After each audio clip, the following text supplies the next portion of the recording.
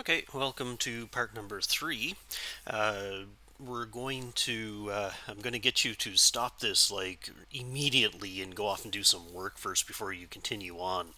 Okay, so in the Word document that I put up on D2L, step number 3, at least what it says right now, sorry, it might end up changing. It says create a new or HTML auto input, and this time I want you to extend the flexible input. Don't extend anything else, just extend this one.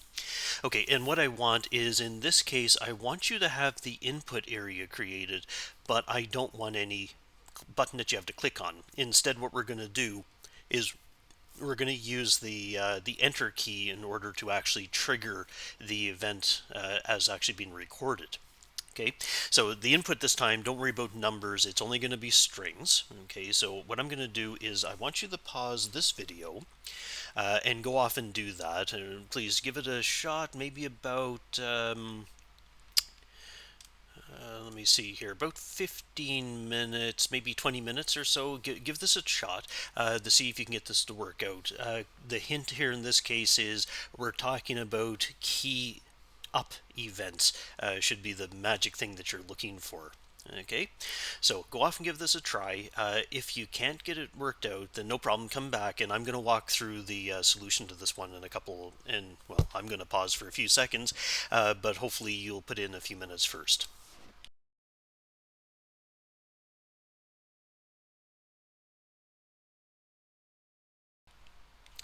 Okay, well, with some luck, you at least managed to get a little bit close.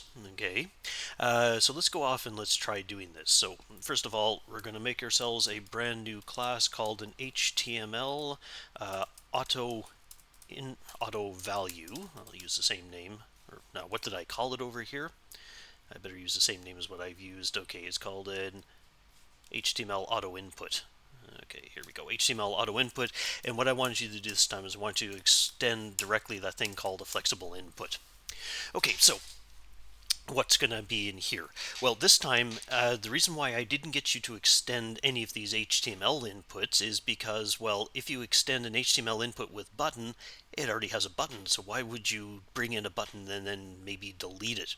So instead, I thought maybe it would be better if we go right back to the flexible input, which doesn't have anything, and we'll recreate this one. So let's start off with an input, and let's have ourselves, again, a constructor. Hey, it's the same thing, the element that we're going to attach to, as well as the value changed handler. Okay, so same thing as before. Let's call the parent constructor, so on alt and vch. And this time it's almost the same stuff as before. Document create element, and let's have an input. Okay, and finally let's have this as the input. Now, what we can do is we can start by looking at this right now just to see what we've got. So HTML auto input. Okay, let's go over to our browser and take a look at this. Here we go. So not good so far because I think I forgot to do something. I forgot to take this alt and append the child. This input, that's why we didn't see anything. Back over to here we go. So this is the thing I'm looking for. And of course we're typing, and when I press the enter key, which you'll hear a big thud, okay, absolutely nothing happens right now. Okay, and that's because, of course, we don't have any event handlers. So we're missing the button here to say, hey, I'm finished with this input. Instead, we're going to use a key event handler in order to deal with this. Okay, so here's what we're going to do. Quite simple, actually. You go to the input, and we're going to add an event listener. Okay, and you've seen me do this type of thing a whole pile of times where we're starting to attach things. In fact, we just did that a few minutes ago, except that we did this in a click, but we're not interested in clicks. We're interested in key up events. Okay, so what are we going to do if somebody presses a key up event? Well, let's call a function called check key. All right, so let's go and add a brand new function called check key. All right, and here's what we're going to do.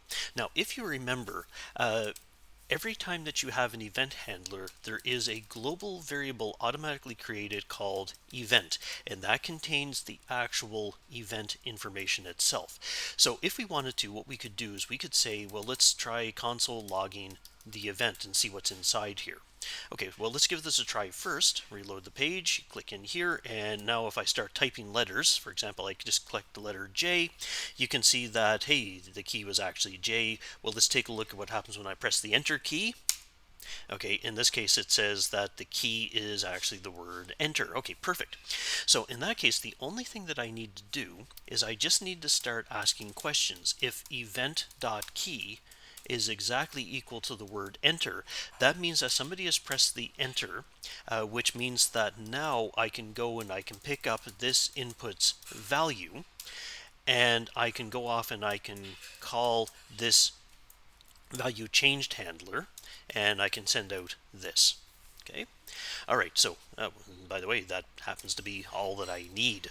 Okay, so that's what I'm saying. This is actually pretty simple. Okay, so let's go and give this a try. Go over here, reload the page. Okay, we type in hello and we press the enter key. Okay, and you can see that at least it's changed the output here.